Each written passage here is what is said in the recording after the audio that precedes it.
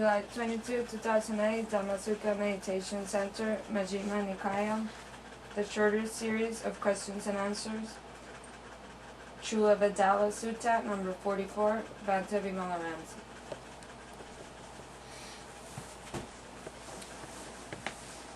I'm shocked because any other time that we talk about this sutta, she always says, "Oh, wow, I love this sutta." And you'll see why in a minute. Oh. It's because she's a sexist.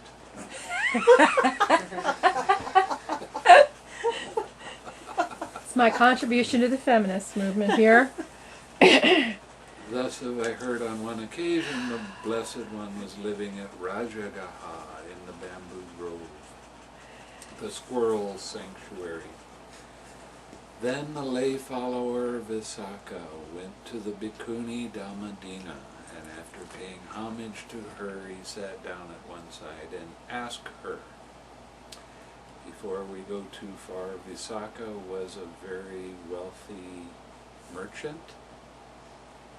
Dhammadina was his wife.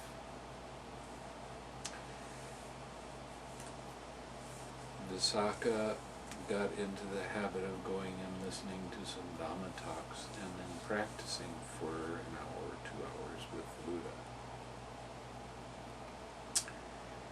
And one day he went to the Dhamma talk and he came back and Dhammadina saw him coming and she went out to greet him.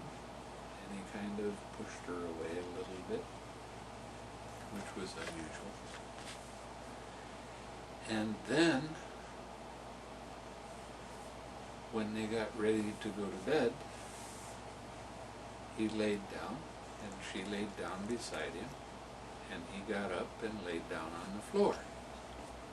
And she got up and laid down on the floor, and he got up and laid down on the bed. And she thought that that was a little bit strange and asked him why he was acting this way. And he basically told her that when he went to see the Buddha and he practiced some meditation, he had become an anagami and he didn't want any more sexual activity. And he told her that if she wanted to, she could have all of his possessions, and take over the business and all of that, and that they could live like brother and sister, but not in the same bed anymore. She was very spiritually advanced too, and she said, well, if this is the situation, I would like to ordain and become a bhikkhuni. And he gave permission because he was the husband. So she became a bhikkhuni, and she practiced meditation, and she became an arahat. And occasionally he would come and ask her questions. She became the foremost bhikkhuni in wisdom. And she was a very bright lady. Look at that. She was a very bright lady, and she was very good at explaining things. So, we'll let it go with that. So, he sat down at one side and asked her, lady, personality is said. What is personality what is called personality by the Blessed One? Friend Visakha, these 5 aggregates affected by clinging are called personality by the Blessed One. That is, the material aggregate affected by clinging, the feeling aggregate affected by clinging, The perception aggregate affected by clinging, the formations aggregate affected by clinging, the consciousness aggregate affected by clinging. These 5 aggregates affected by clinging are called personality by the Blessed One. Now, when you start and think about this for a minute, what is the thing that makes up the personality? The clinging causes a personality to come and be. What does that mean? That means your identification with each one of these aggregates and taking them personally and getting caught in your thoughts and your concepts and your opinions about what these are and how they arise. It's the identification. That's the one. It's the taking this personally. Body, it's me. It's mine. It's who I am. Feelings, oh, they're mine. That's my feeling.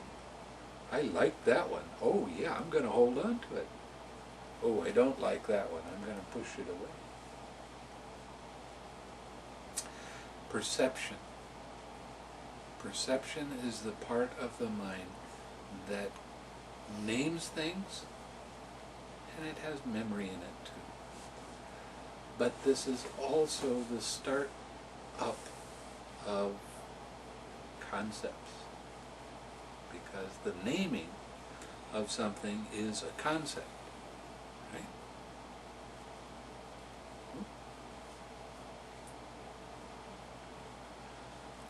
So when we're talking about what makes up the personality, we really identify very strongly with the perceptions as being mine. This is who I am. This is my idea. This is my story. These are my concepts. This is my opinion.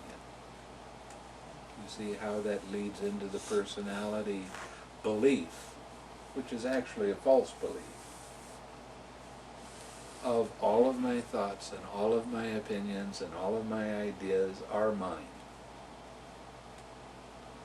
We take it all personally. That is the cause of suffering. Okay? So these 5 aggregates affected by clinging are called personality by the Blessed One. If they are not affected by clinging, then they're just the 5 aggregates by themselves. Right? You're not taking it personally, you're seeing the aggregate of feeling arise when it arises. You see the concept arise, the perception arise, without taking it personally. In other words, you're seeing everything very clearly, and your mind is very bright without distractions of thinking about it, without holding on to. This is where you get that tripart of the cognizing, the consciousness, cognizing, perception, Right, and doing feeling. this thing, and feeling being co-joined. Right. And as long as you don't let the craving kick the clinging on you, Then you're seeing then the you're way it beating- actually is. then you're beating the game, so to speak. Yeah. Yeah. That's it. Yeah. Yeah. Yeah. Okay. Hey, I've only been studying this stuff for 35 years. Saying good lady, yeah, but you never understood it until the Well, last couple of years. I will grant you that my understanding has gone much deeper in the last couple of years. There's no doubt on that. Saying good lady, the lay follower Visakha delighted and rejoiced in the Bhikkhuni Dhammadina's words. Then he asked her a further question. Lady, origin of personality. Origin of personality is said. What is called the origin of personality by the Blessed One? Friend Visakha, it is craving.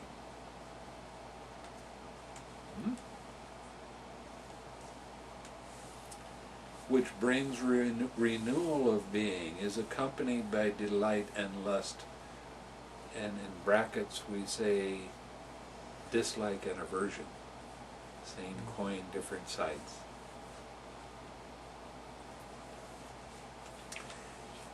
And delights in this and that. That is craving for sensual pleasures, craving for being, I like it, I want it, craving for non-being, I don't like it, I don't want it.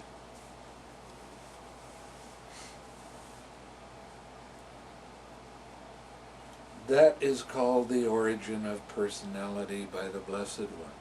That's one step ahead of the clinging. It's the cause of clinging arising. When you see craving and 6 are the craving, there is no belief system, there is no concepts, there are no opinions. There's just seeing the essential as essential.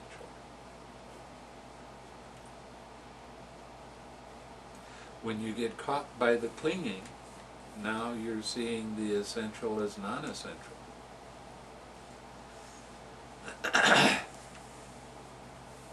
That makes some of the things that we say in the morning a little bit clearer.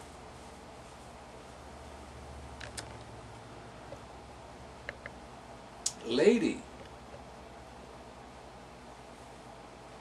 cessation of personality. Cessation of personality is said. What is called the cessation of personality by the Blessed One?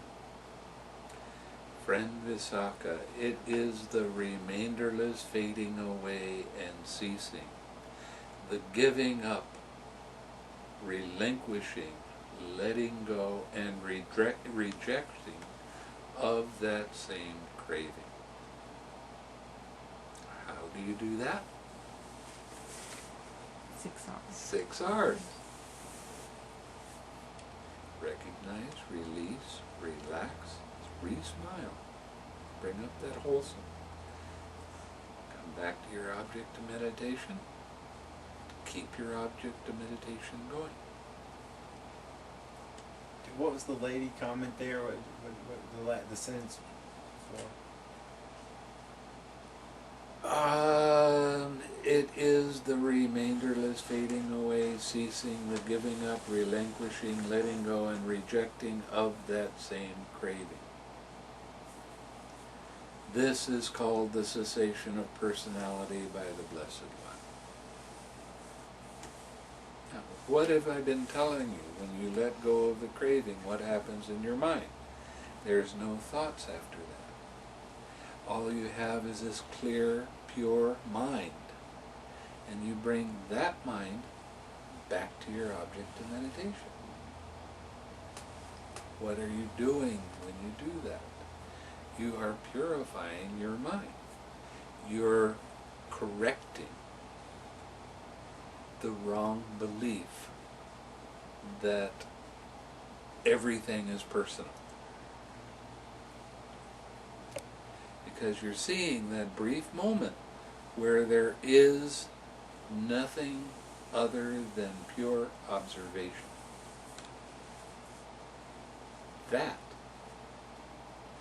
is called the Third Noble Truth. And it is also called Nibbana. Now think about this for a minute. What is a definition of Nibbana? Ni means no, Bana means fire. There was a sutta, it's in the Mahavagga, that the Buddha gave this talk to 1,200 monks. They had just become monks. And when he gave this talk, they all became arahats.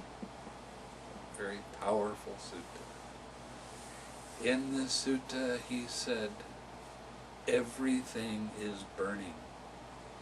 The I is burning. I consciousness is burning. I contact is burning. I feeling is burning. Burning with what? Craving. Craving is the cause of the fire. Now when you let go and you 6R something, you've let go of the fire, haven't you? That's Nibbana. It's the mundane Nibbana. Okay, it's just a temporary kind of Nibbana. You will have to experience the mundane Nibbana many hundreds, many thousands, many hundreds of thousands of times before your mind finally catches on, oh! And lets go and you experience Nibbana.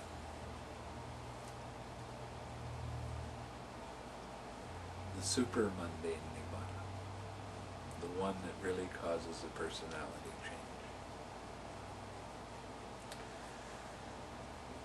change. You have no idea how many times I've gotten in arguments with people on the internet about the experience of letting go of craving is a form of Nibbana. But it's mundane Nibbana. People tell me I'm crazy. Okay, I can be crazy. That's fine.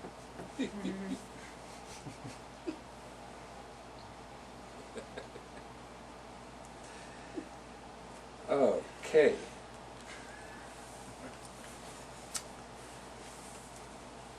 So, this is called the cessation of personality by the Blessed One. Cessation of personality means not seeing this as being yours, but seeing everything as being part of a process. Letting go of the craving, coming back to your object of meditation, is the purification of your view, of your perspective. Wait a minute. Lady, the way leading to the cessation of personality. The way leading to the cessation of personality is said. What is the way leading to the cessation of personality? Said by the Blessed One. Now, you might not have noticed this, but we are going through the Four Noble Truths. What is personality? First Noble Truth. What is the origin of personality? Second Noble Truth. What is the cessation of personality? Third Noble Truth. What is the way leading to the cessation of personality? Fourth Noble Truth. Does an anagami still have personality view?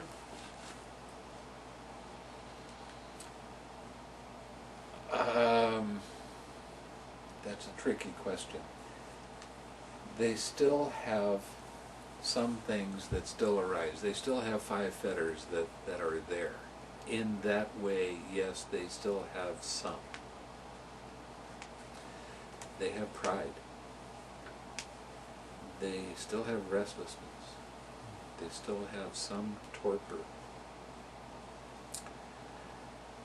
They have the desire to experience other realms still. And they still have a little bit of ignorance. Okay. So in that way, yes, they still have some personality, but it's very, very subtle. It's not big, gross stuff like we got.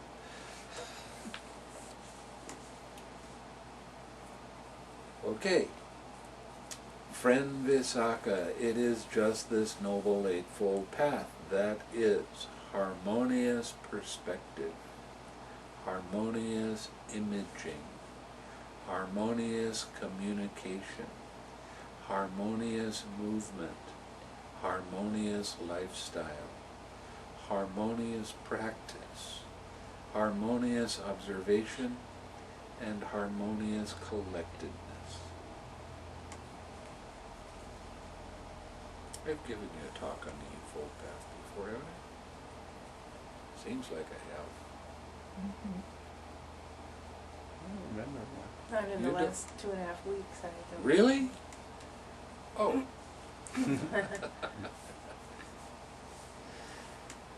It's hard to keep track of things. That's what happens when you get old. Don't get old. Okay? I'm right behind you, though. What does harmonious perspective mean?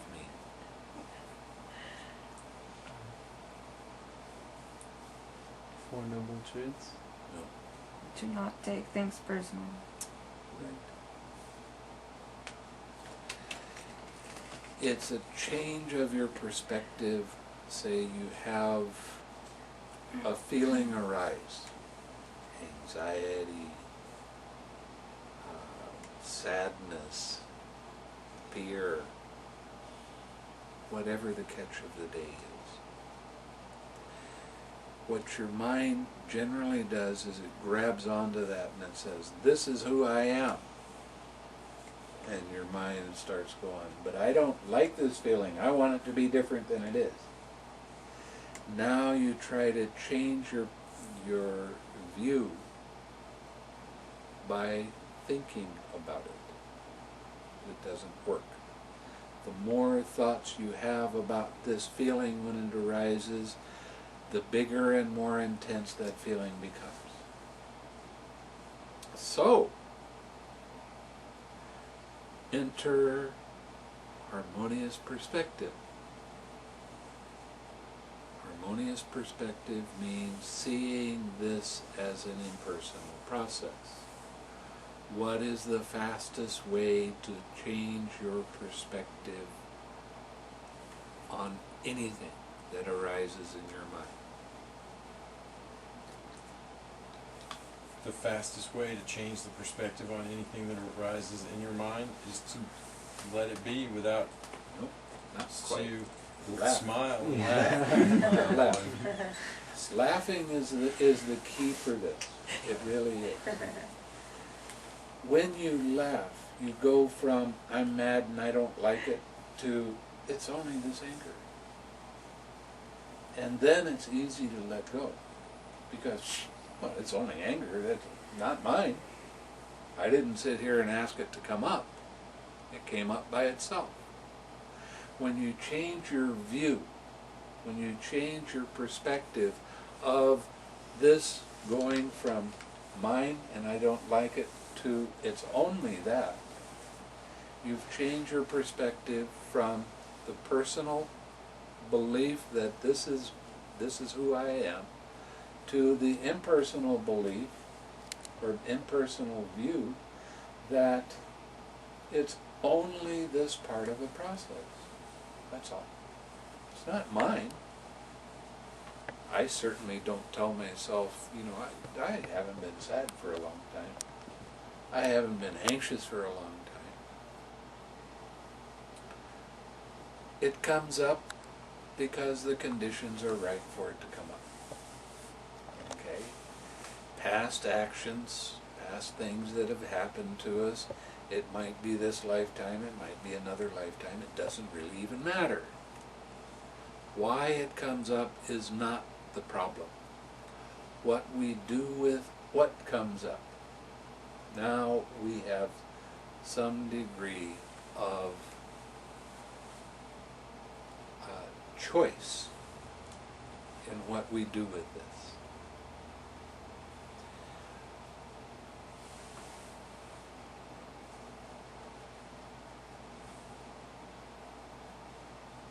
We can make the conscious decision to fight it and wrestle with it and trying to make it go away or not.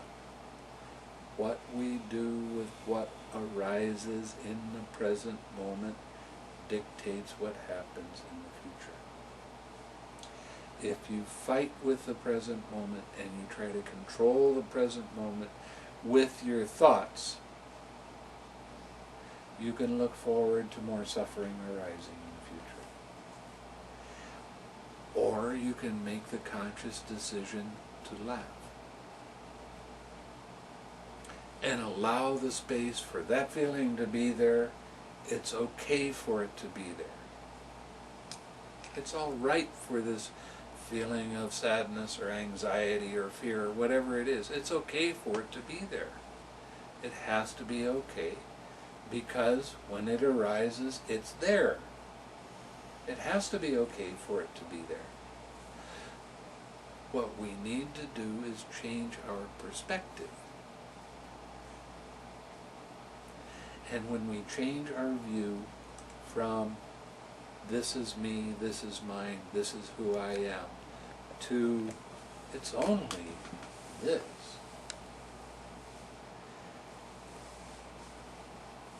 there is relief.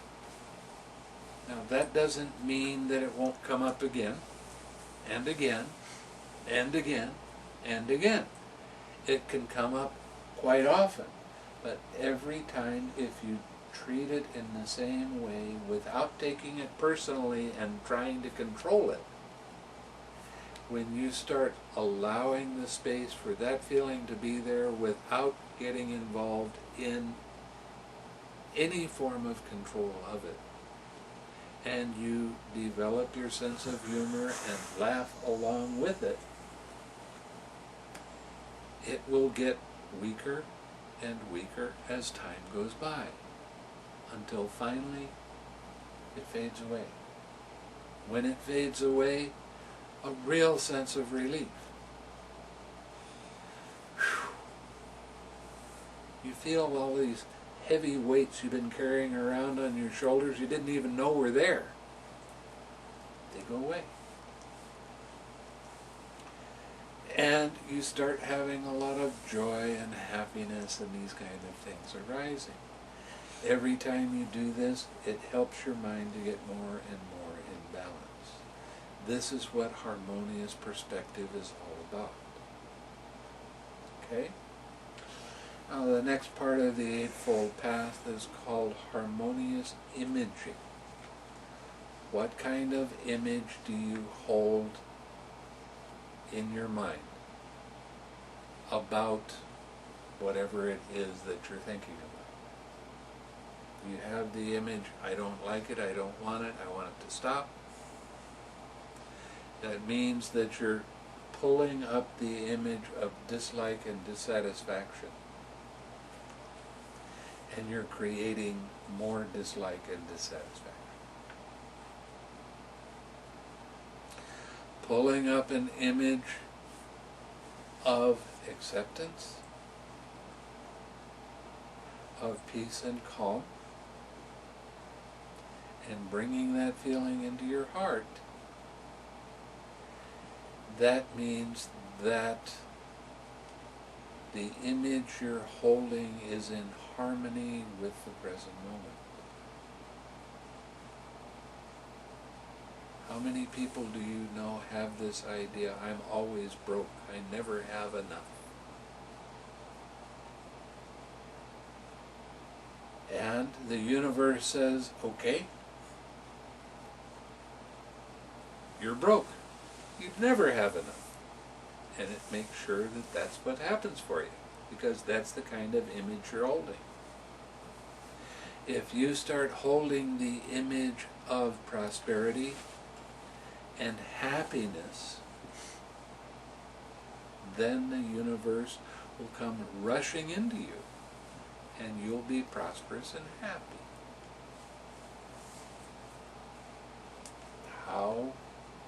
What kind of image do you hold?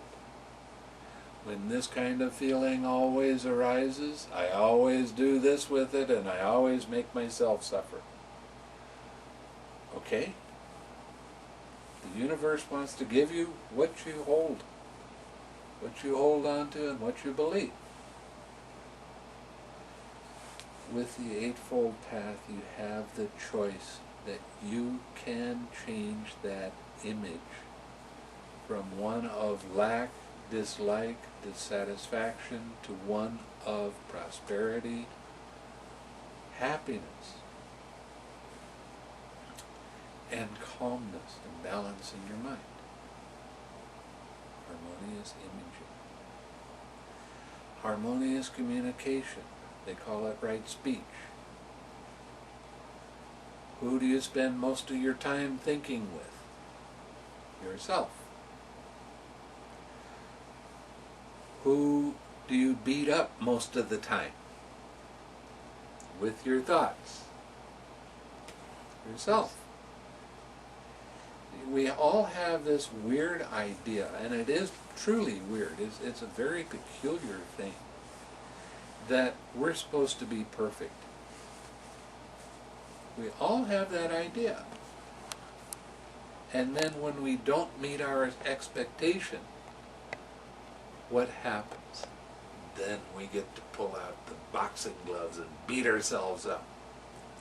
Be critical of ourselves. I'm not supposed to do that. I did something that was bad, and that's no good. So I'm going to keep hating myself because of that. What the meditation is about is learning how to let go of that communication with yourself and other people, so that you have uplifted communication, kindness, gentleness, to yourself especially. And when you have it in yourself, guess what you get to give away? You can't give it away if you don't have it. That's a fundamental truth of the universe. If you don't have it, you can't give it away. Learning how to practice kindness to yourself is an essential part of the Eightfold Path. One of the things that the Buddha said was, anyone that truly loved themselves will never harm another being.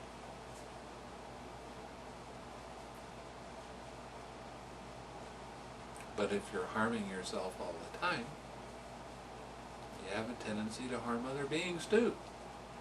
What you think and ponder on, that's the inclination of your mind. So learning how to be kinder and gentler to yourself is what harmonious communication is all about. Not demanding that something in the past be different than it was. What happened in the past, the truth is, you can't change it. But you can change your perspective of it. You can change your view and make it impersonal.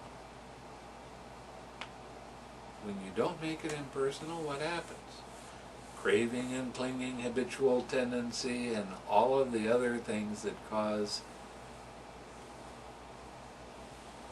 sorrow, lamentation, pain, grief, and despair. Whoa! Why do you want to do that to yourself? You don't need to. You can be forgiving to yourself. So you look at the past as basically just, Something it occurred because of conditions at that Right. time, or But the trick is not to hold the past into the present. right, yeah. Like I say, I'm just Yeah, catching a different level of it. yeah. As we allow the space for past experiences to be there in the past, and we stop identifying with that pain, that concept, then we allow the space for the next moment to be happy. Why? Nature abhors a vacuum.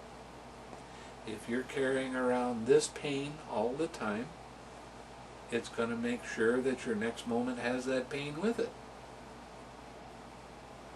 If you allow the space for that pain to be there and relax into it, you're giving the universe the opportunity to bring happiness into your mind. It's simple, but we sure don't like things that are simple for some reason. We like to fight, we like to kick and yell and scream and do all kinds of things, especially to ourselves, because, well, I'm supposed to be perfect, you know.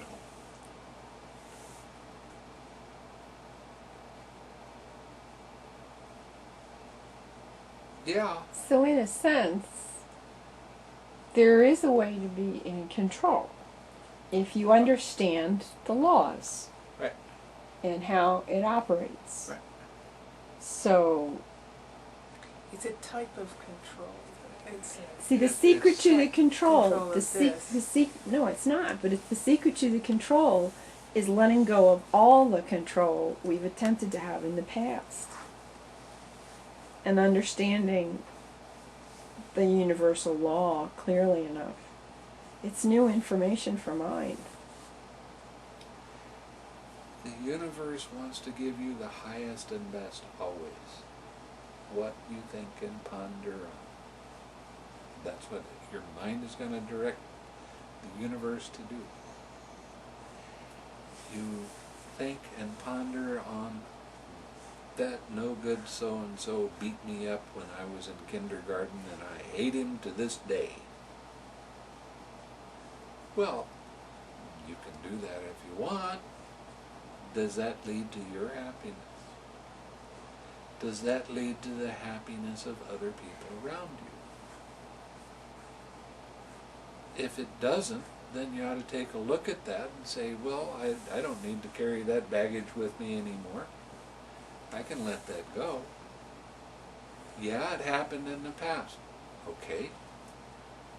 There's not one thing in the world that you can do to make that any different than it already is. It happened, and that's the truth. You don't have to carry the pain around with you now. And the other part of it is you don't have to accept this, what's just been said. You can test it. Well, I don't want anybody to believe anything that I say. I It's really very don't. testable. It's one of the neatest parts of the Dhamma. As you learn to communicate with yourself, about yourself, in kind and gentle ways,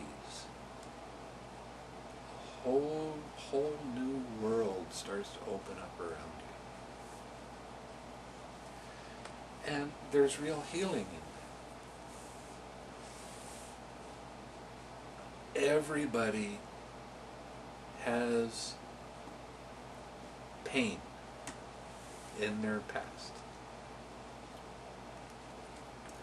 Not everybody carries that pain around with them day to day to day to day. Some people learn to let it go. You remember I told you about that lady that her daughter got eaten by a shark. Now, there was a lot of pain. It was a horrible experience. She had to go and identify her sweet baby.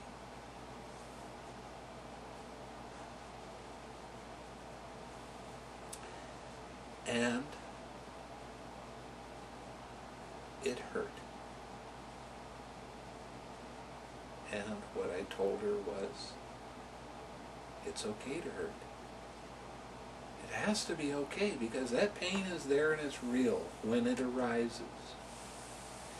If she would have tried to fight that pain, if she would have tried to push that pain away, the grief would have probably killed her. she allowed the space for that pain to be there. Ripped her heart out.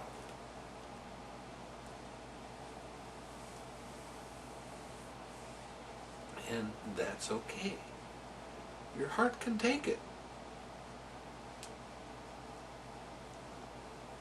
She learned a lot of very valuable lessons about how resilient heart can be, how the loving acceptance of the present moment, even when it hurts so incredibly bad, it's unbelievable. As she allowed the space for that to be, without fighting, without pushing it away, without trying to control it at all, just letting that pain be there by itself, and not taking it personally,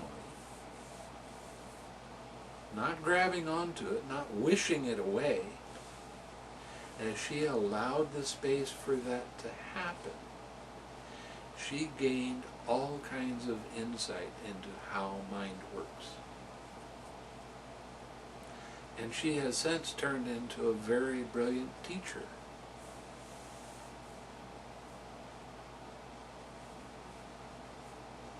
That's part of becoming a teacher, recognizing your own pain and allowing the space for that pain to be there, so that eventually, and it doesn't happen right away, eventually there is some balance. And you can still have the memories, but the pain isn't in the memory anymore, because you've accepted the fact that it was like that, and that's okay for it to be like that.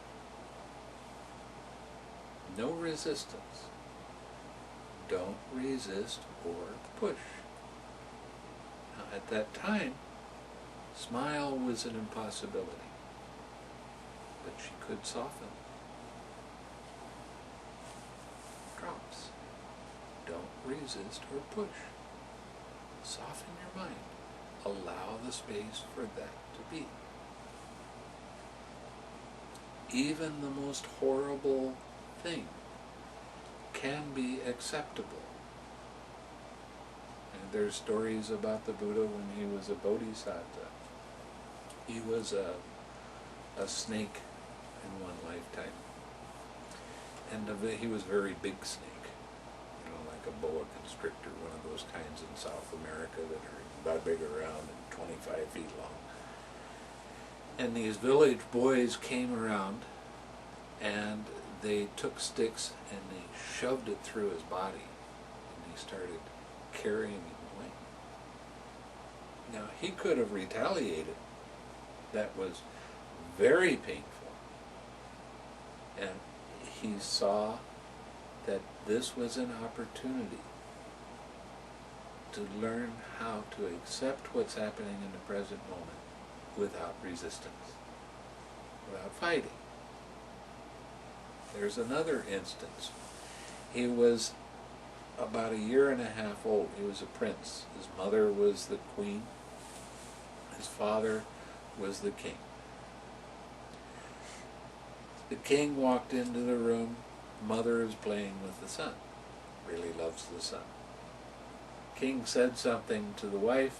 She didn't hear him. He got jealous. He got angry. And the more he thought about it, the more he thought, you know, when this prince gets to be a certain age, he's going to take the crown away from me, and I don't want that to happen. So he called the executioner. The executioner came, and he said, I want you to cut off this boy's hands. So the executioner said, okay, so he cut off the boy's hands. The Bodhisattva saw that this was an opportunity to practice breaking down the barriers. Remember, this is what I teach you. He saw himself, who he loved a lot.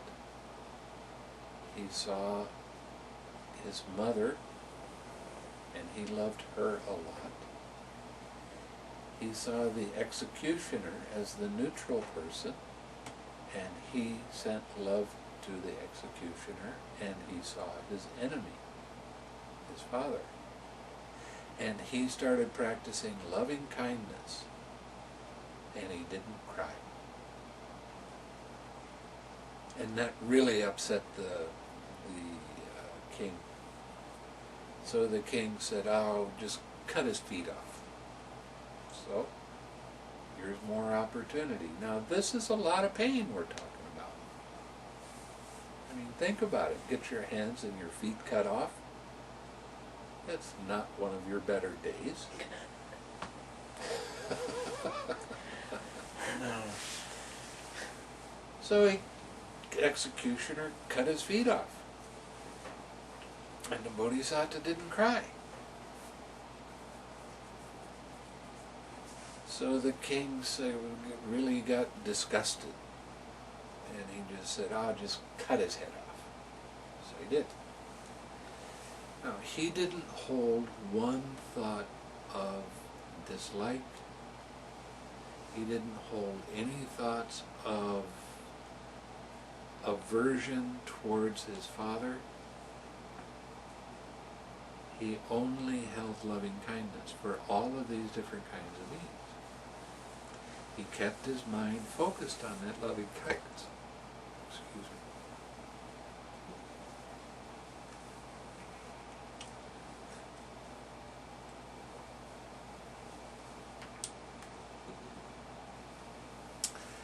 As soon as he died, he was reborn in the Devaloka. He was reborn in a heavenly realm. His mother died of a broken heart. His father died of a heart attack. The only one in that story that didn't die was the executioner. And to him, it was part of his job. And it was impersonal. So the mother was reborn in the same Devaloka as the son. The father was reborn in a hell realm. But the most amazing part of that is the Bodhisattva did not cry. He did not hold a grudge. He just saw, this is what's happening. Now is the time for me to learn how mind works.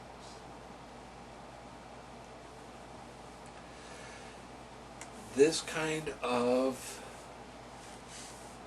harmonious communication is the kind of thing that we need to cultivate in ourselves. The more we can communicate with ourselves kindly, without the criticisms, without the should-bes, and we start actually truly appreciating our own good qualities, then we get in harmony with the present moment. I used to teach people a kind of loving kindness meditation. It had to do with writing things down. I said, I want you to sit down with a piece of paper every day and write down 10 good qualities that you like about yourself. Can't be the same list day after day after day. It has to be different. What you feel. After you write it down, then I want you to reflect on the times when you're like that and appreciate yourself for being like that. And then the rest of the day I want you to see those same good qualities in other people that you have contact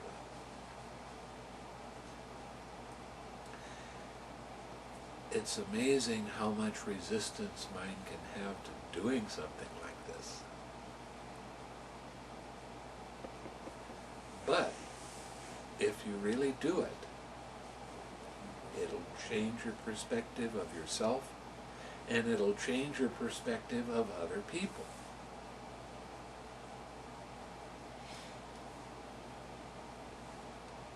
try doing this on your own if you want. It's up to you.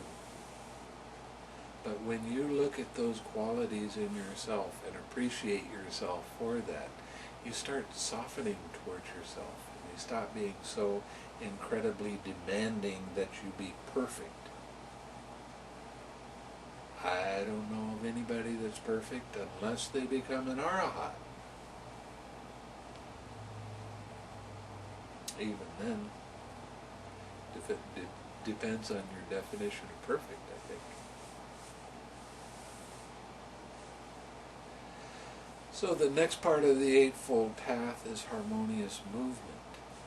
Now, the harmonious movement means you don't be jerking your mind around, trying to run away from this feeling or these thoughts.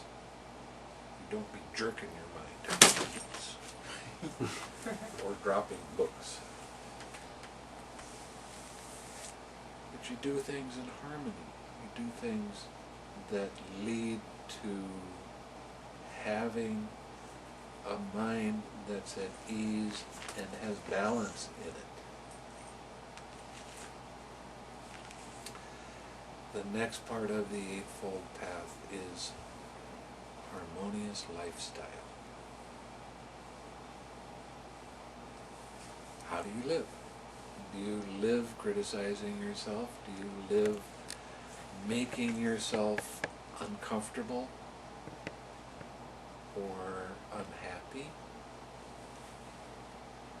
What are the things that you're continually putting into your mind? This is a story I've been telling a lot of people for a lot of years actually, but there was a girl that she came to me and she was really distraught. She said, I'm having these terrible dreams, really frightening dreams. What can I do about that? And I said, why are you having these dreams? She said, I don't know. But they always seem to happen after I go see horror flicks. She was going to see scary movies, and she had bad dreams. So what did I tell her? Don't do that anymore. And what did she tell me? But I like them. And what did I tell her? That don't come to complaining to me about bad dreams. Be careful what you put in front of you. The next part is a harmonious practice. What is harmonious practice? The 6 R's. There's 4 parts to the harmonious practice. Recognizing an unwholesome state. Releasing that unwholesome state and relaxing. Re-smiling and coming back to your object to meditation. And keeping your object to meditation going. 6 R's. Right there. The next part of the Eightfold Path is your harmonious observation. Being in harmony with what you observe while you observe it. Not trying to control things, not trying to make things any different than they are. It's just observation. It's just seeing what is. As you see more closely how things arise, you'll recognize that there is a process that happens. And that process is dependent origination. And you'll see it as different links arising, passing away. You'll see that. And the last part of the Eightfold Path is harmonious collectedness. And that basically means experiencing the jhanas. Experiencing a mind that has that pleasant abiding here and now. So, that's the Eightfold Path. And, let's let's see, friend Visakha is just this noble eightfold path. Lady, is that clinging the same as these 5 aggregates affected by clinging? Or is the clinging something apart from the 5 aggregates affected by clinging?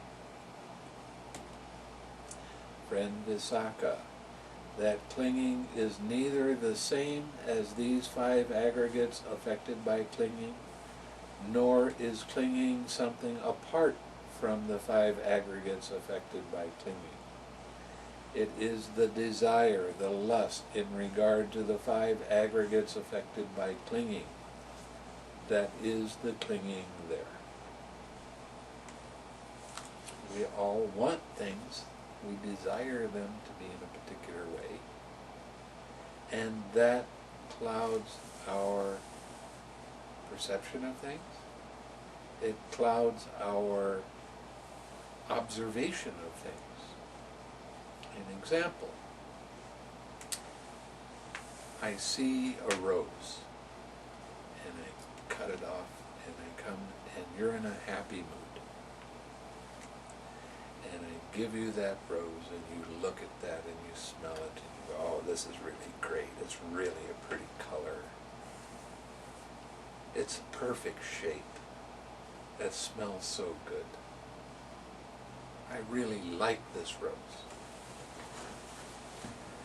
Now, I can take that rose away and wait until you're in a grumpy mood, and I'll come to you with the rose, and I say, look at this, I'm giving this to you.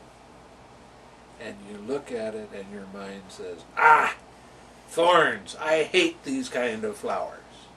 Now, what's different? The rose is still the same flower. Your perspective is different.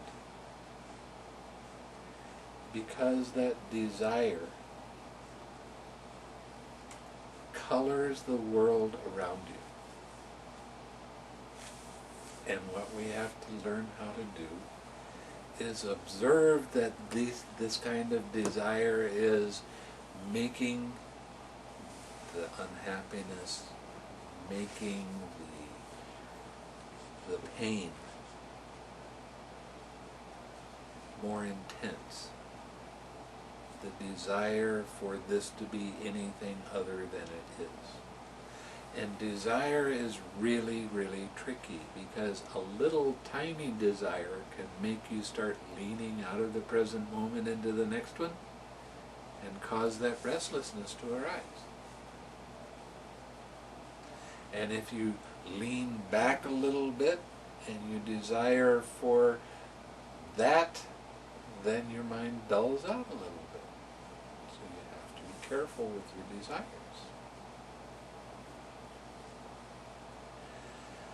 The way you're in the present moment completely and totally is to let go of the desire to be in the present moment.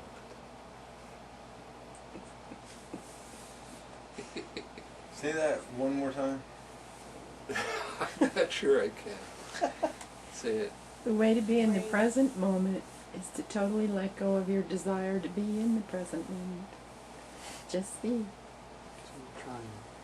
Stop trying. There is no try. Do or don't. You release the past, you release the future, and just be. And you keep laughing.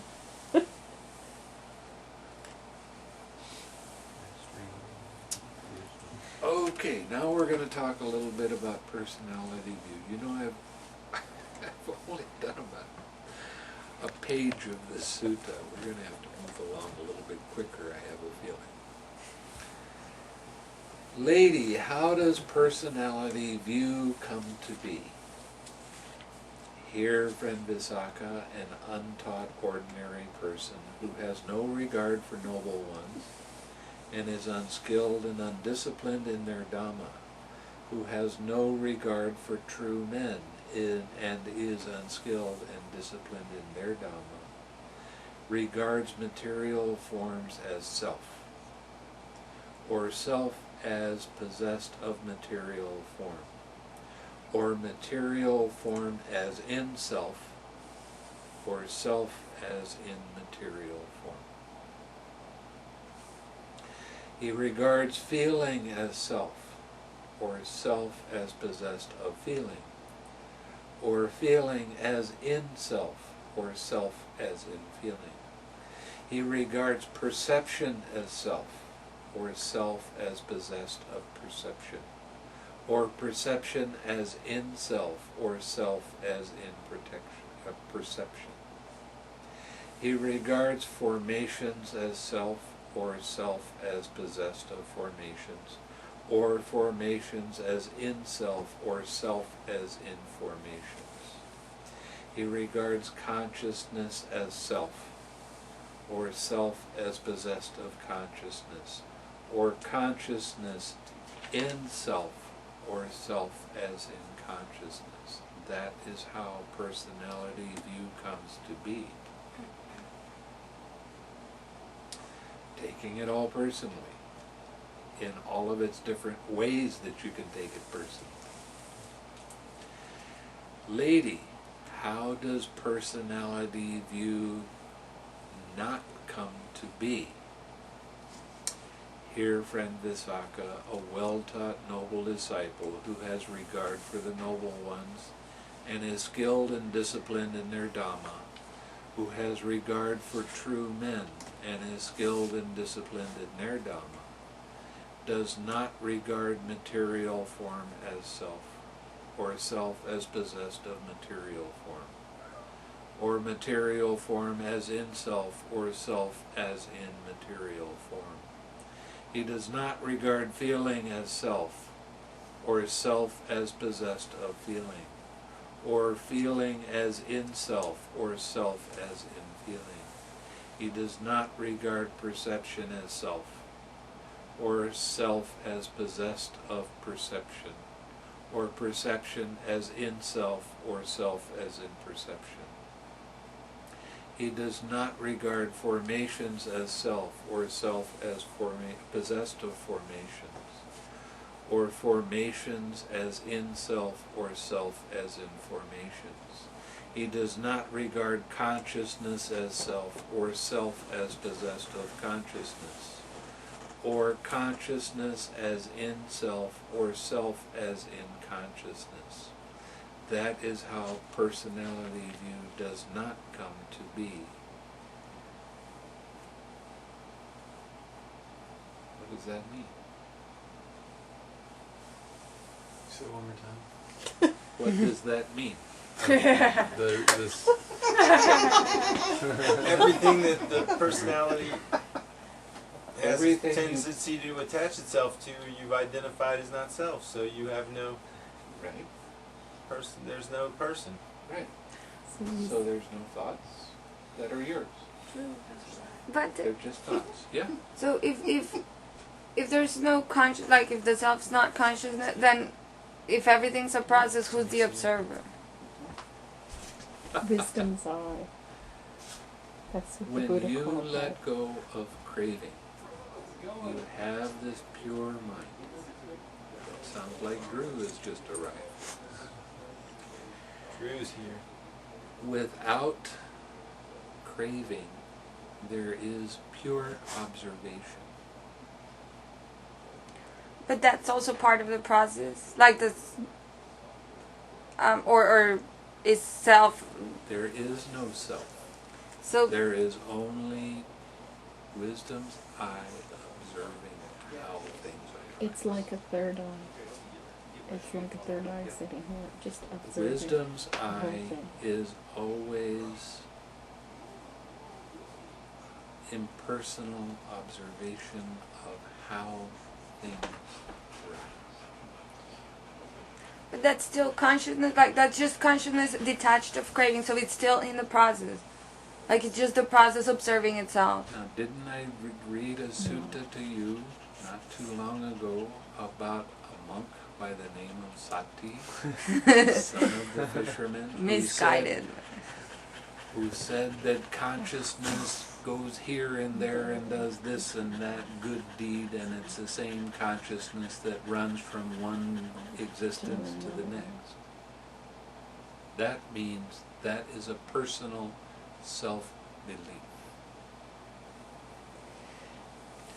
Consciousness is dependent on something else to arise, and it is all impersonal. What you See? Okay? Keep going. No, okay, yeah, so that you can't even call it consciousness, it's just No, it is consciousness. But there are 6 kinds of consciousness. Eye consciousness, ear consciousness, nose consciousness, tongue consciousness, body consciousness, and mind consciousness. None of that is personal. They are just different forms of consciousness. And the observation, is it a mind It's consciousness? Mind consciousness, yes. Okay? Now you can. what you just said in the sutta was basically what Ray said. Yes. This is not me, this is not mine, this is not myself. Right. That's what it declared Right. for body, feeling, perception, thoughts, and consciousness. This is not me, this is not mine, this is not myself. Right. But her question, which is a good one, Right. is it seems like there's a self in there somewhere. But it is all a part of a process that we have always taken to be a self. But that mentioned personality, Right. which is, to me, like is one step away from some essential cell. Like, personality is how the human, I do it like it's a habit. It's our thing. It's your It's the- thing. Well, but it's all of depending on your perspective. When you see it as impersonal, then it is just the arising and passing away of phenomena. But there's nobody home. Do you remember in the movie one of the Matrixes where he met the master controller and Neo was talking to the guy, and behind him were all the screens? Yeah. Mm-hmm.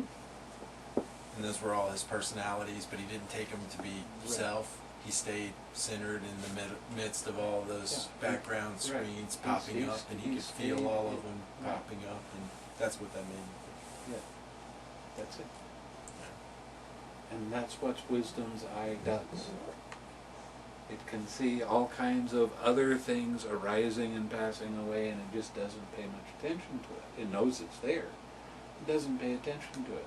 It's, oh, this is what we're doing right here, right now. And that's part of the cause and effect relationship of dependent origination. Yeah. Isn't that just identifying as I? And then whenever you're just being here, you just are. And you're Right. not those that are coming. Right. You're just here. Now. You're part of... You're not identifying as those things. There Therefore is it a would be life personal. continuum that is happening, but it's the arising and passing away of the links of dependent origination over and over and over again. Yeah.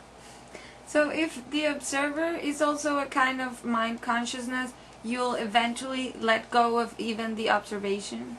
When you get into perception, the cessation of perception and feeling, Mm-hmm. You're not there. there is no consciousness.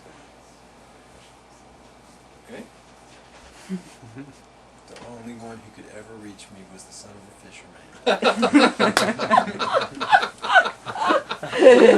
Great line, Ray. I didn't sing it though, Yeah, it was great. so I'm not singing it. Yeah. It's a good preset. Okay, now we have the Noble Eightfold Path. Lady, what is the Noble Eightfold Path? Friend Visakha, it is just this Noble Eightfold Path. That is harmonious perspective, harmonious imaging, harmonious communication, harmonious movement, harmonious lifestyle, harmonious practice, harmonious observation, and harmonious collectedness. Lady, is the Noble Eightfold Path conditioned or unconditioned?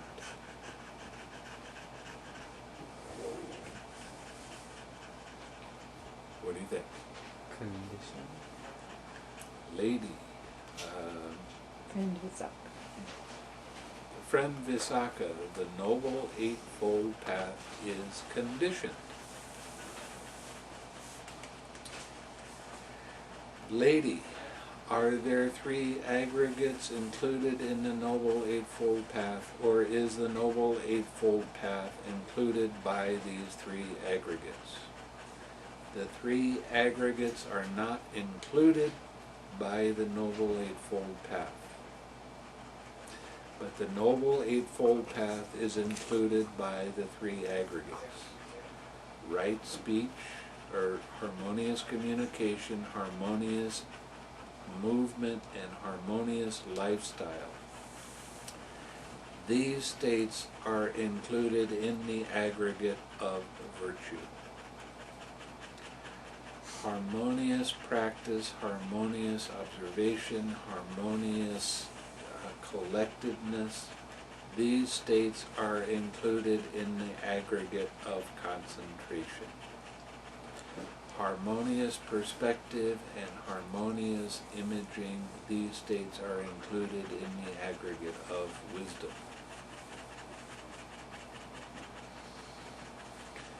And this is where I've gotten into a lot of fights, because there's an awful lot of people that are teaching the Noble Eightfold Path in meditation, and they say, well, you don't have to pay attention to harmonious communication, harmonious action, or movement, and harmonious lifestyle, because your virtue is already very pure.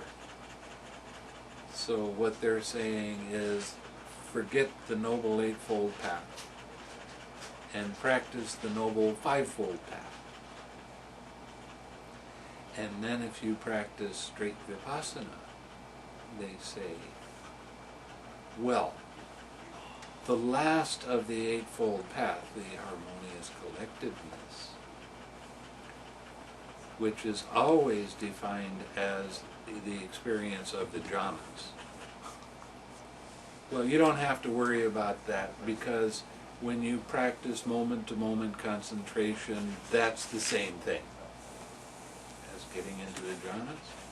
No, it's not. So now they're not practicing the Eightfold Path, they're not practicing the Fivefold Path, they're practicing the Fourfold Path. How do you experience Nibbana by practicing a Fourfold Path? Difficult. I always contend that you need all of the Eightfold Path while you're practicing meditation. And you have that idea of that because of the way I talk about the communication and the movement. And the lifestyle. Both. All three. You need to have those in your practice while you're sitting. And the reason that I say that is because the first discourse that the Buddha gave was on the Eightfold Path. Now, these monks were very virtuous. They'd been practicing the whole time while they were the Buddha's attendants. They didn't have problems with their virtue. Why would he bring virtue up? Because of the way you look at the Eightfold Path with what I just showed you. In relationship to the meditation. In relationship to the Right, meditation. yeah. See, and right livelihood is always talked about as, well, you don't kill living beings, You don't sell weapons. You don't sell poisons. What does that have to do with your meditation? I used to kill. Oh, I can tell you. While you're sitting in meditation? Well, it Well, just you- comes up. The bad deeds come back to haunt you while you're trying to. But That's that's different. not the same thing. Oh, That's talking about right here, right now, practicing right livelihood. Are you going to go out and get some poison and sell it to somebody else? Not Are you while I'm going in to Are you meditation. going to sell weapons? Are you going to harm other beings? No. So the right livelihood or harmonious lifestyle has to be something other than what they give as their definition. So it's being careful with what you put in front of you and what you're practicing in your daily activities.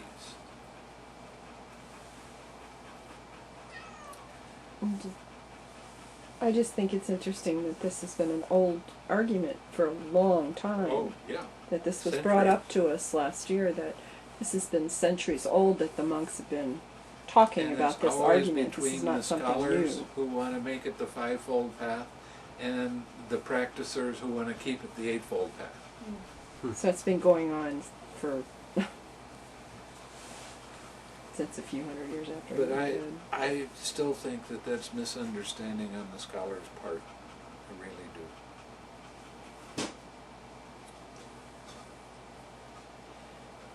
Okay, now we go to concentration, and I don't like that word.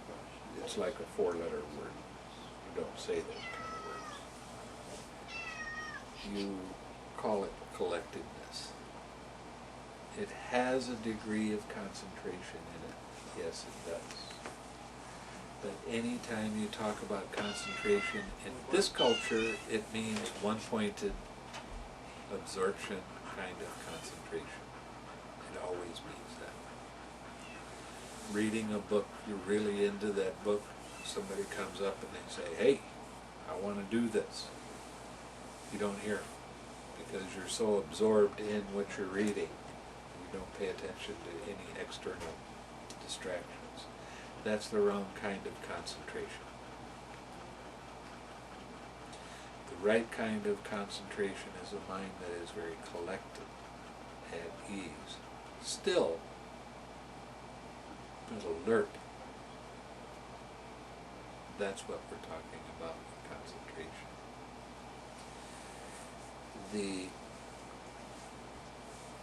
The word for concentration in Pali is samadhi. This word was never used before the Buddha started using it. He made up this word to describe something other than one-pointed concentration.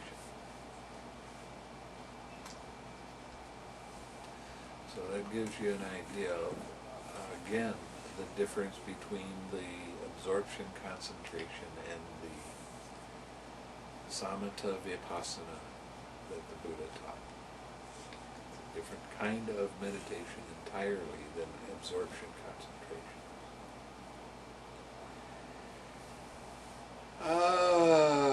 Lady, what is concentration? What is the basis of concentration? Collectedness, excuse me.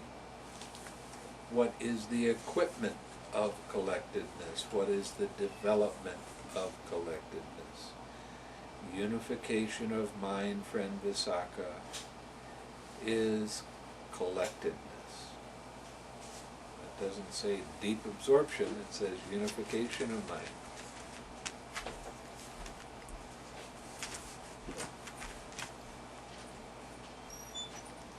You certainly seem to be drawing a lot of dogs towards you.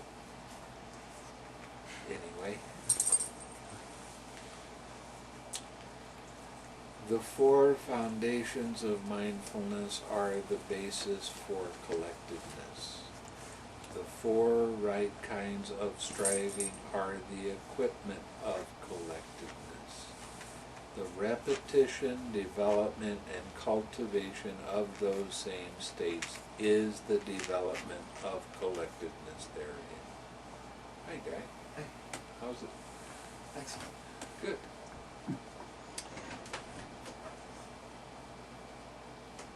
Now we come to formations. Lady, how many formations are there? There are these three formations, friend Visakha. The bodily formation, the verbal formation, and the mental formation.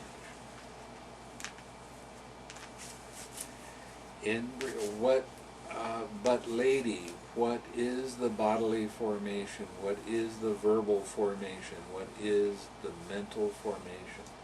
This is the formations that we talk about in dependent origination. It's like right after ignorance, formations arise. In-breathing and out-breathing, friend, are bodily formation. Thinking and examining thought are verbal formations. Perception and feeling are mental formations. But lady, why are in-breathing and out-breathing the bodily formation? Why are thinking and examining thought the verbal formation? Why are perception and feeling the mental formation? Friend Visakha, in-breathing and out-breathing are bodily. These are states bound up with the body. That is why in-breathing and out-breathing are the bodily formation. First one thinks and then examines thoughts. And subsequently one breaks out into internal dialogue, speech. That is why thinking and examining thought are the verbal formation. Perception and feeling are mental. These are states bound up with the mind. That is why perception and feeling are mental formations. Lady, how does the attainment of the cessation of perception and feeling come to be? Friend Visakha, when a monk is attaining the cessation of perception and feeling, it does not occur to him, I shall attain the cessation of perception and feeling, or I am attaining the cessation of perception and feeling, or I have attained the cessation of perception and feeling, but rather his mind has previously been developed in such a way that it leads to that state. So it's saying that when you experience a cessation of perception and feeling, you don't plan on it. It's just going to happen when it happens. You don't notice it while it's happening. Why? Because there is no perception and there's no feeling. And you're not in that state realizing that you're in that state. It just happens. Lady, when a monk is attaining the cessation of perception and feeling, which states cease in him first? The bodily formation, the verbal formation, or the mental formation? Friend Visakha, when a monk is attaining the cessation of perception and feeling first, the verbal formation ceases, then the bodily formation ceases, and then the mental formation. Lady, how does emergence from the attainment of the cessation of perception and feeling come to be? Friend Visakha, when a monk is emerging from the attainment of the cessation of perception and feeling, it does not occur to him, I shall emerge from the attainment of the cessation of perception and feeling, or I am emerging from the attainment of the cessation of perception and feeling. or I have emerged from the attainment of the cessation of perception and feeling, but rather his mind has previously been developed in such a way that it leads him to that state. The first time the cessation of perception and feeling occurs, it will just be for a short period of time. You don't plan on it happening. When your mind has the perception and feeling arise again, you don't plan on it being able to have the perception and feeling arise. It does it by itself. And this is when you would see the links of dependent origination.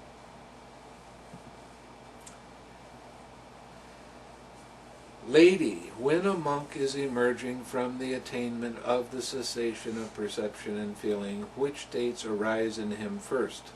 The bodily formation, the verbal formation, or the mental formation? Friend Visakha, when a monk is emerging from the attainment of the cessation of perception and feeling, first the mental formation arises, then the bodily formation, then the verbal formation. That mental formation is where you see the links of dependent origination. There is no body, there is no verbalization. There is just seeing this, and it happens fast. I mean, it's big, big, big, big, big, big, big, big, big, big, big, big, big. That's it. It happens very quickly. Lady, when a monk has emerged from the attainment of the cessation of perception and feeling, how many kinds of contact touch him? Friend Visakha, when a monk has emerged from the attainment of the cessation of perception and feeling, 3 kinds of contact touch him. Voidness contact. Now you remember what I was talking about voidness a while back? Okay. Signless contact and desireless contact.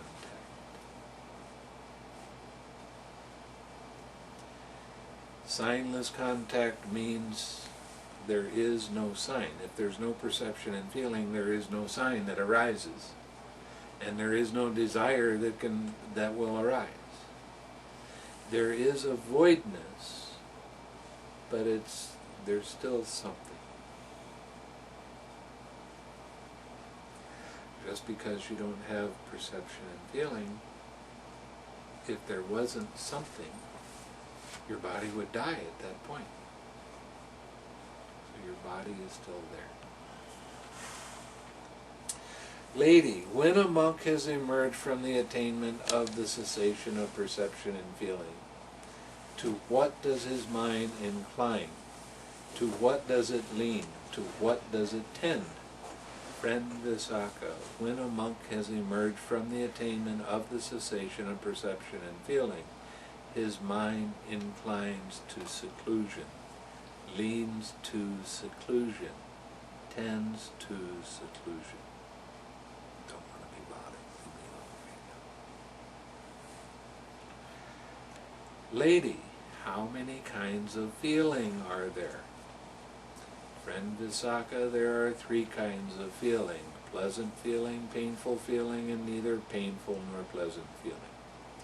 But lady, what is pleasant feeling? What is painful feeling? What is neither painful nor pleasant feeling? Friend Visakha, whatever is felt bodily or mentally as pleasant and soothing is pleasant feeling. Whatever is felt bodily or mentally as painful and hurting is painful feeling. Whatever is felt bodily or mentally as neither soothing nor hurting is neither painful nor pleasant feeling. Lady, what is pleasant and what is painful in regard to pleasant feeling? What is painful and what is pleasant in regard to painful feeling?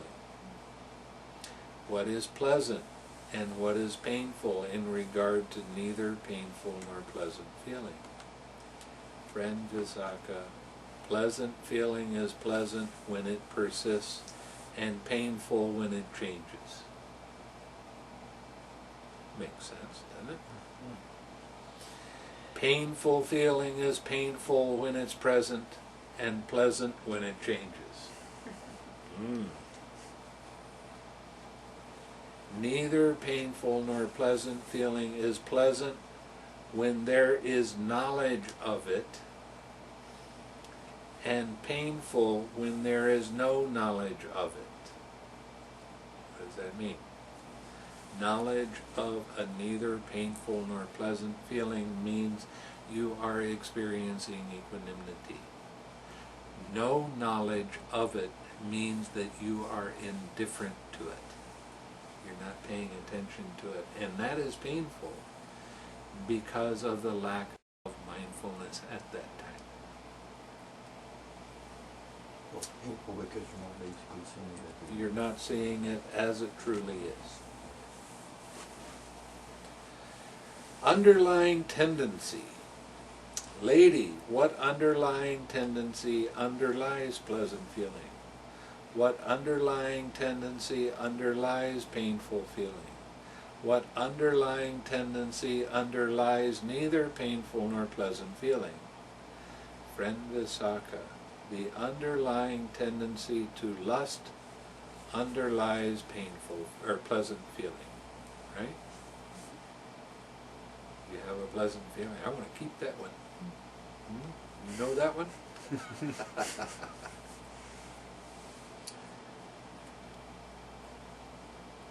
The underlying tendency to aversion underlies painful feeling. Painful feeling arises. It's only natural that we want to push it away. We want to stop it from happening. The underlying tendency to ignorance underlies the neither painful nor pleasant feeling. When you're indifferent to that, then you're not seeing it as it actually is, and you're not seeing the Four Noble Truths. That's why it's painful. Because it leads to more suffering in the future. Lady, does the underlying tendency to lust underlie all a pleasant feeling? Does the underlying tendency to aversion underlie all painful feeling? Does the underlying tendency to ignorance underlie all neither painful nor pleasant feeling? I already gave you the answer. Friend Visakha, the underlying tendency to lust does not underlie all pleasant feelings. The underlying tendency to aversion does not underlie all painful feeling. The underlying tendency to ignorance does not underlie all neither painful nor pleasant feeling.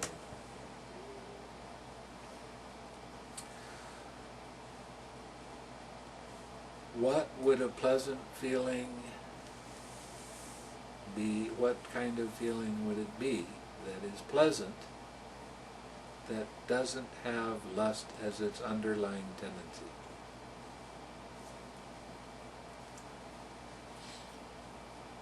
Equanimity. Close but no cigar. What kind, say that again, what kind of feeling? When a pleasant feeling arises, it doesn't have lust as its underlying Tranquility? tendency. Tranquility? No. Loving kindness. No. Jhana? That's it. There's no lust in your mind because your mind is very pure at that time. And it's pleasant. And it is definitely pleasant abiding here and now. That's one of the major insights that the Bodhisattva had on the night of his enlightenment. Because he was into such heavy-duty austerities and punishing the body, he was afraid of all pleasant feeling. And then he got into the jhana and he went, wait, why have I been afraid of this? There is no lust involved in this. This is a pleasant feeling without lust.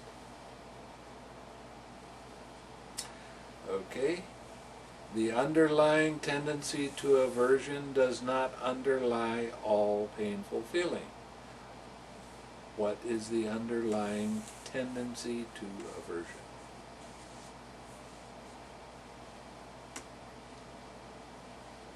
With a painful feeling. What's the underlying tendency? The underlying tendency to aversion does not underlie all painful feeling. How does that come to be? Painful feeling?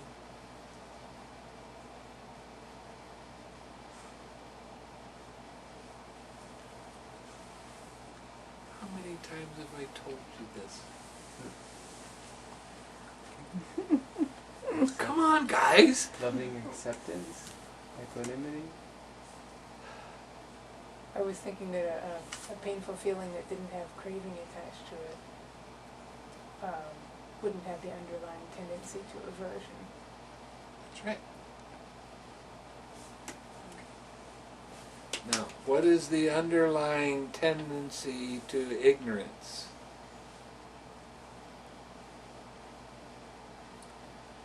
You said it before. The underlying tendency to ignorance does not underlie all neither painful nor pleasant feeling. What is that? Equanimity. Equanimity. Okay? Make sense? Not that I told you. Supposed to guess.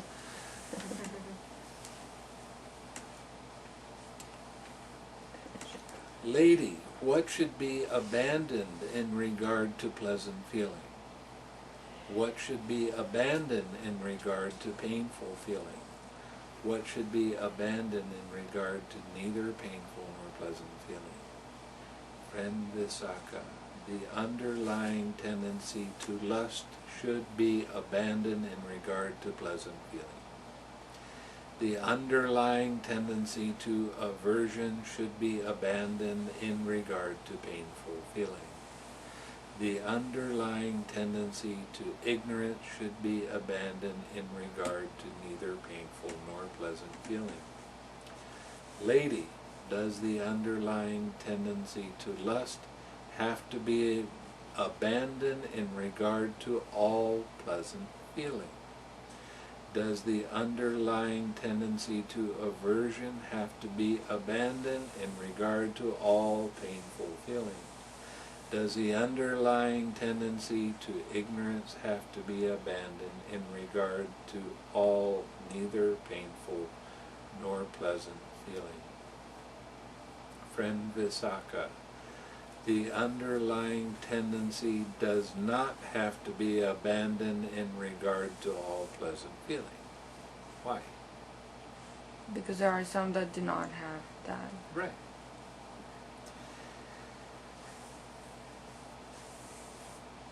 The underlying tendency to aversion does not have to be abandoned in regard to all painful feeling. Why? Because there are some that do not have aversion. That's the underlying tendency. When you 6R in the right way, then you're learning how to lovingly accept the feeling that it is a painful feeling without resistance. Is the same true for pleasant feelings that are 6R that are not jhana? If it's done soon enough, yeah. If you see the feeling arise and you say, all right, then of course there would be no lust. But the pleasant feeling would still be there. Right? Okay, the underlying tendency to ignorance does not have to be abandoned in regard to all neither painful nor pleasant feeling. Right. Here, friend Visakha, quite secluded from sensual pleasures, secluded from unwholesome states, a monk enters upon and abides in the first jhana, which is accompanied by thinking and examining thought, with joy and happiness born of seclusion. With that he abandons lust, and the underlying tendency to lust does not underlie that. Here a monk considers thus, when shall I enter upon and abide in the base that the noble ones now enter upon and abide in one who thus generates a longing for the supreme liberation, grief arises with that longing as condition. Why? Because there's attachment to it. Right? Oh, I want to get to Nibbana. You can want it all you want, but that doesn't mean you're going to get it.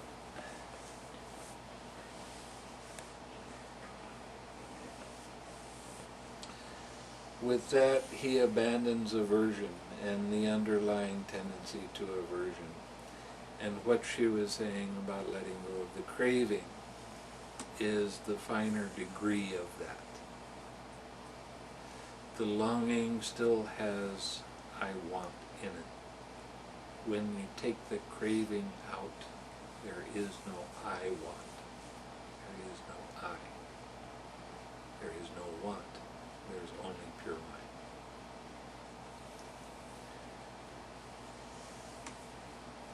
Here, with the abandoning of pleasure and pain, with the previous disappearance of joy and grief, a monk enters upon and abides in the fourth jhana, which has neither pain nor pleasure, and purity of mindfulness due to equanimity.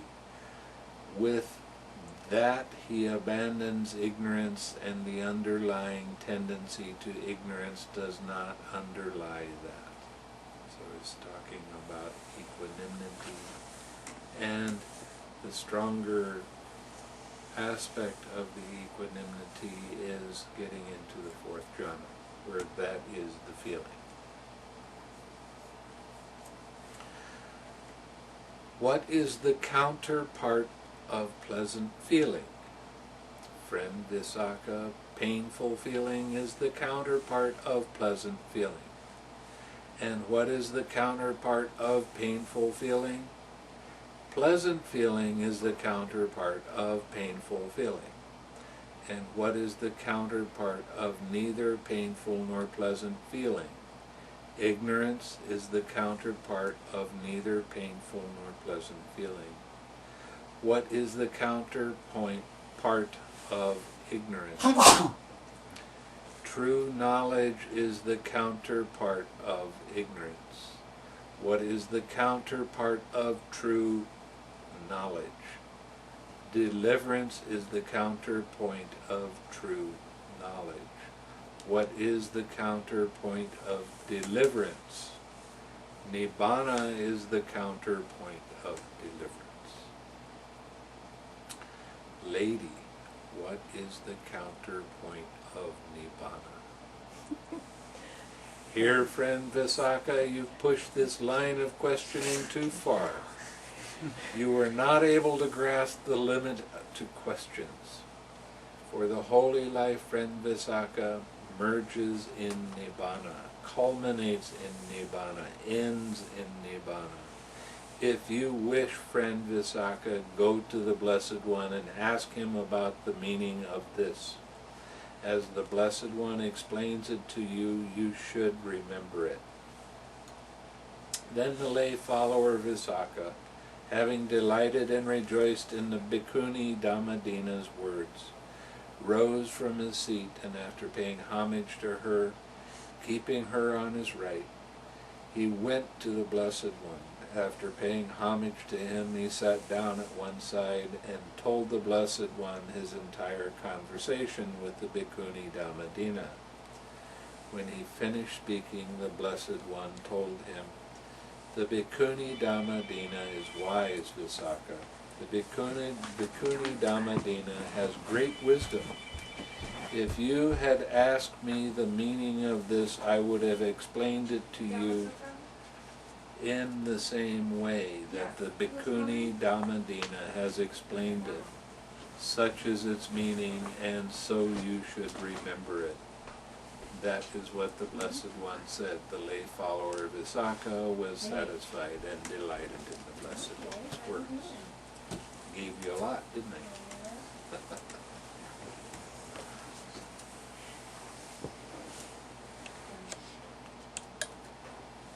So,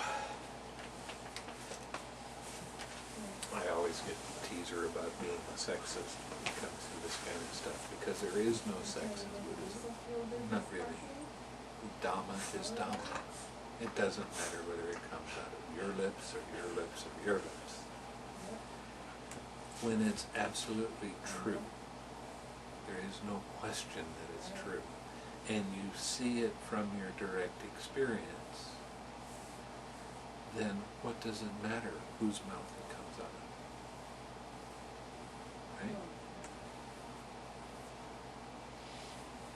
So this idea of dividing men against women or pitting men against women when it comes to the Buddha's teaching, it doesn't have any real meaning. So I can call her a sexist because she knows that there's no such a thing.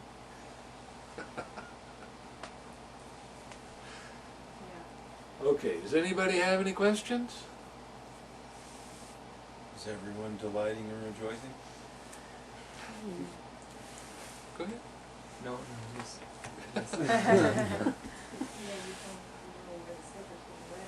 I was doing the delighting and rejoicing. There's always delighting and rejoicing in the suttas, man. You bet. They're delighted and rejoiceful all the time.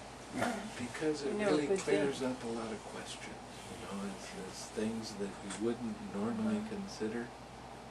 And then when the Buddha tells you the answer, it's like, oh, yeah, that's right.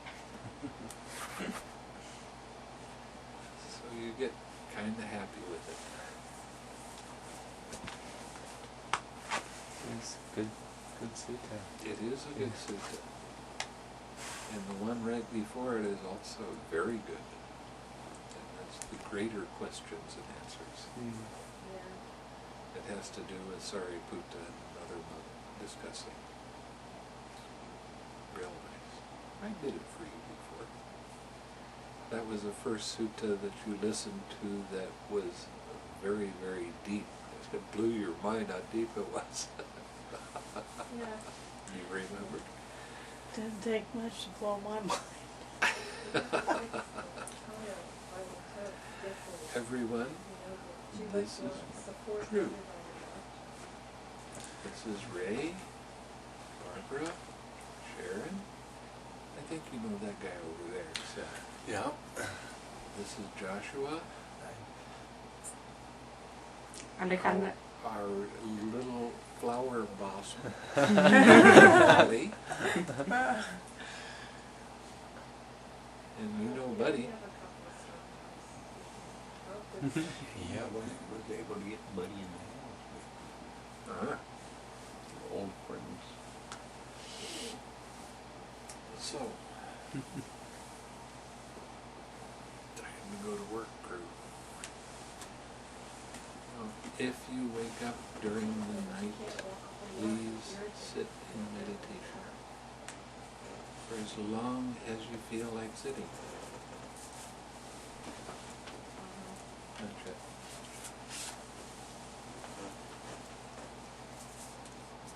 So let's share some. Suffering ones be suffering free, and the fear-struck fearless be.